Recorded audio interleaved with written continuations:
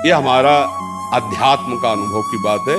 नहीं तो क्या कर दिया जाए जिससे आप बच सकते हो? सोचो आपको क्या मिल जाए? एक ऐसा शब्द बोल दो जिससे आप निर्भय, निश्चिंत और निःशोक हो सकते हैं। एक बोलो कि ये मिल जाए तो मैं बिल्कुल निश्चिंत हो जाऊंगा और आज से कोई कामना नहीं करूंगा। बोलो, कोई एक बात बोलो। नहीं बोल सकते। आज हमारे बच्चों में बहुत जल्दी इतना सोचने की क्षमता आ गई है कि अब तो यार जीवन किस काम का। कहीं कोई ब्लैकमेल कर रहा तो जीवन, अरे हमें लड़ना है। ये जो बच्चा बोल रहा है कि हम भयभीत हो जाते हैं, हम शोकित हो जाते हैं, हम आगे, ये नकारात्मक सोच ही तो है। क्यों है? क्योंकि आधार नहीं है। आधार हो तो फौरन उसकी काट है। भगवान है ना, प्रभु है ना, ऐसा कैसे हो सकता है? हम उनका भजन करते हैं, हम उनके आश्रित हैं, ऐसा कैसे हो सकता है? महाराज जी, ये तो सोच रख लिया और इससे हम पार भी हो गए। महाराज जी, फिर जब असफल हो जाएं उसके बाद हमारा क्या मान्यता रहनी चाहिए? सही बात पूछो तो जब आप ऐसा करोगे तो असफलता में सफलता का ही आनंद अनुभव में आएगा। सकारात्मक सोच ही जीवन का सुख है। नहीं तो दुख और सुख और जय और पराजय ये टिकाऊ नहीं है। जैसे दिन टिकाऊ नहीं है, ऐसे रात टिकाऊ नहीं, ऐसे सुख टिकाऊ नहीं है, ऐसे दुख टिकाऊ नहीं। कोई सदैव विजयी नहीं रहता, कोई सदैव हारता नहीं, कोई सदैव सुखी नहीं रहता, कोई सदैव दुखी नहीं रहता।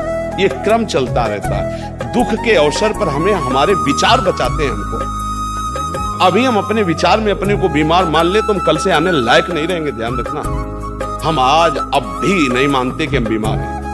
तो हमारी निगेटिव सोच जो है ये बिना भजन के नहीं जाएगी। और अगर ये बनी रही तो अरबों रुपया हो, खूब बड़ा पद हो, पति, व्यवस्था, पत्नी, सब कुछ हो, लेकिन नकारात्मक सोच तुम्हें चैन से नहीं रहने देगी।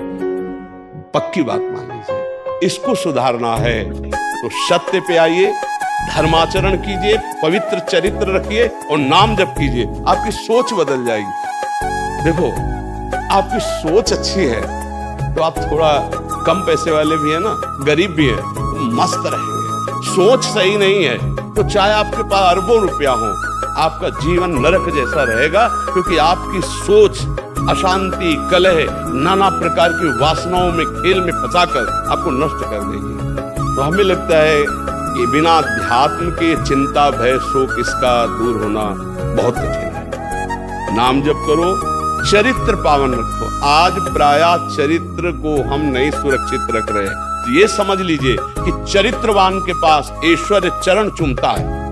चरित्रहीन चाहे आप जितना धन एकत्रित कर ले, शांति और सुख का अनुभव नहीं कर सकते। अब ये बात शास्त्र की और संतों की मानना स्वीकार करो तो अभी आनंद की अनुभूति हो जाए। हमारा चरित्र देखो, हम राम चरित्र गाते हैं।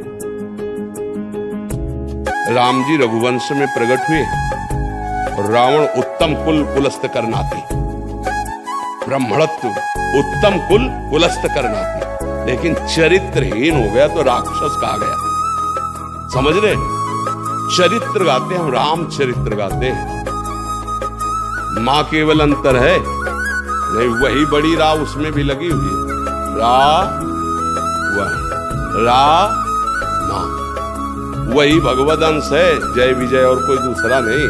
ये लीला करके दिखाया कि एक चरित्रहीन हो गया तो राक्षस है, चरित्रवान वही भगवान। सब में भगवान है, वही अब लीला कर रहे। देखो, हम अपने चरित्र को पावन रखें, हम धर्म से चले, नाम जप करें, तो कहीं भी आपके अंदर नकारात्मक भाव आपको परास्त नहीं कर सकता। ये हमारा अध्यात्म का अनुभव की बात है। नहीं तो क्या कर दिया जाए जिससे आप बच सकते हो? सोचो आपको क्या मिल जाए? एक ऐसा शब्द बोल दो जिससे आप निर्भय, निश्चिंत और निःशोक हो सकते हैं। एक बोलो कि ये मिल जाए तो मैं बिल्कुल निश्चिंत हो जाऊंगा और आज से कोई कामना नहीं करूंगा। बोलो, कोई एक बात बोलो। नहीं बोल सकते, क्योंकि एक के साथ हजारों बातें लगी हुई है। एक केवल वो है कि परमात्मा मिल जाए तो फिर सब कुछ।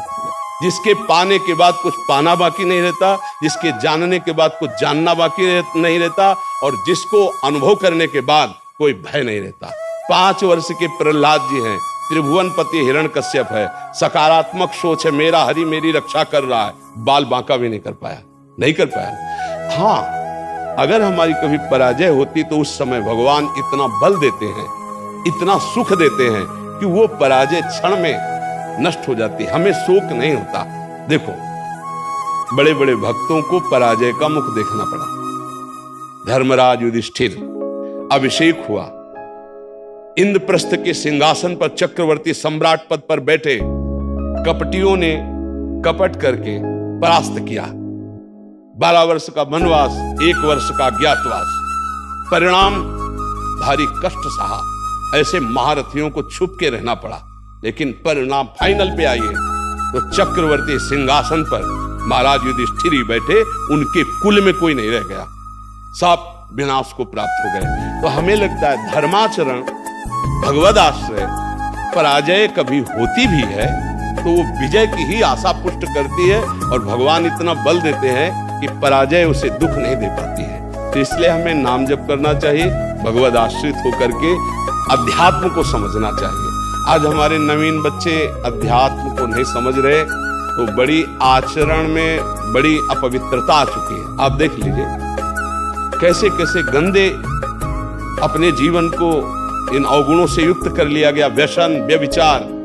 अब ये अध्यात्म का ज्ञान ना होने के कारण अपना नाश कर रहा है। तो चरित्रहीनता, गुणहीनता और नकारात्मक सोचे, अगर इनको हमें ठीक करना है तो हमें बहुत सावधान रहना, हमें अपने चरित्र को बचाना है। आज हमारे बच्चों में चरित्र सुरक्षित नहीं रह पा रहा है।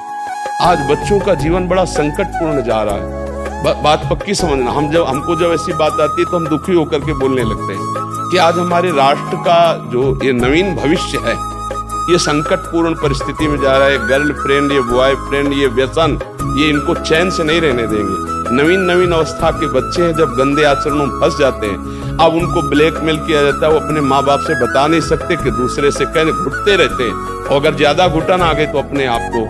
तो इसलिए हमें लगता है अध्यात्म को समझा जाए और नाम जप करते हुए चरित्र पावन रखा जाए। आपका इसमें कोई संशय? हाँ, आप अच्छे आचरण वाले बने, खूब नाम जप करें और धैर्यपूर्वक विश्वास रखें कि भगवान मेरे साथ हैं। अगर कभी ऐसी हार या पराजय या दुख आता है तो हम उसको सहने के लिए धैर्यवान रहें। हम उसमें इतना निगेटिव न सोच जाए कि हमारा जीवन से ही निराशा हो जाए। आज हमारे बच्चों में बहुत जल्दी इतना सोचने की क्षमता आ गई है कि अब तो यार जीवन किस काम का, कहीं कोई ब्लैकमेल कर रहा तो जीवन, अरे हमें लड़ना है। हम कल भी कह रहे थे कि बच्चों को चाहे माता पिता से दोस्त जैसा व्यवहार करें, और माता पिता को चाहिए कि बच्चों से दोस्त जैसा व्यवहार करें। दोनों आमने सामने बैठकर उनके हृदय की बात को जाने और उनको दोस्त की तरह सपोर्ट करें, तो आगे बढ़ सकते हैं, वो दलदल में फंसे हुए निकल सकते हैं। नहीं तो कई ऐसे गंदे बच्चे होते हैं जो अच्छे बच्चों को अपने विषय जाल में फंसा करके उनके जीवन को बर्बाद करते हैं। बकाया नकारात्मक सोच के लिए नाम जप बहुत जरूरी है। चाहे आप कोई स्त्री हो, चाहे पुरुष हो, चाहे गृहस्थ हो, चाहे विरक्त हो, जब तक नाम जप नहीं करोगे, आचरण पवित्र नहीं रखोगे, तो वास्तविक सुख का अनुभव नहीं होगा। नाम जप बहुत आवश्यक, इसलिए हम सबसे प्रार्थना करते हैं नाम जप करो, शराब मत पियो, मांस मत खाओ, पराई माता बहनों की तरफ गंदी दृष्टि से मत देखो, गंदे आचरण मत करो। ये मनुष्य जीवन ऐसे गंदी बातों के लिए नहीं मिला। गृहस्थी में हो तो धर्माचरण करते हुए धर्म पूर्वक विषय भोगो और नाम जप करो, भगवान को प्राप्त हो।